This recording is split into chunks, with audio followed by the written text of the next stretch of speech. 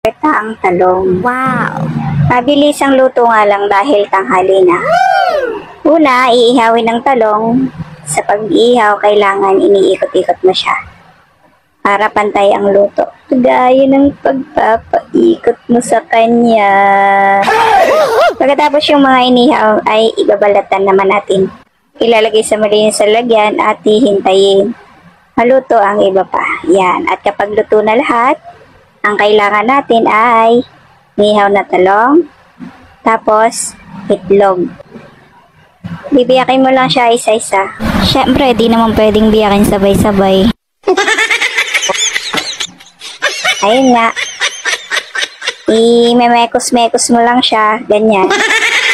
Tapos syempre, habang minimekos-mekos mo siya, lalagyan mo na rin siya ng mga pampalasa.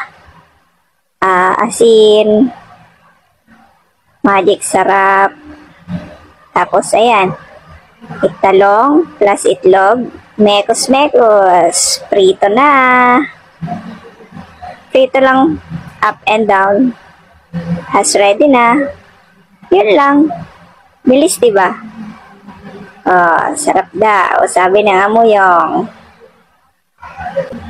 Kaya naman, trinay ko na rin. Ayan. Oh, diba? Masarap na. Simple lang. Pero swak. Swak na sa bulsa. Swak din sa tiyan. Pero syempre, pag matakaw ka, kukulangin ka. Ayan. Tenen, pakwan. Isa lang yan. Kapag dalawa pak,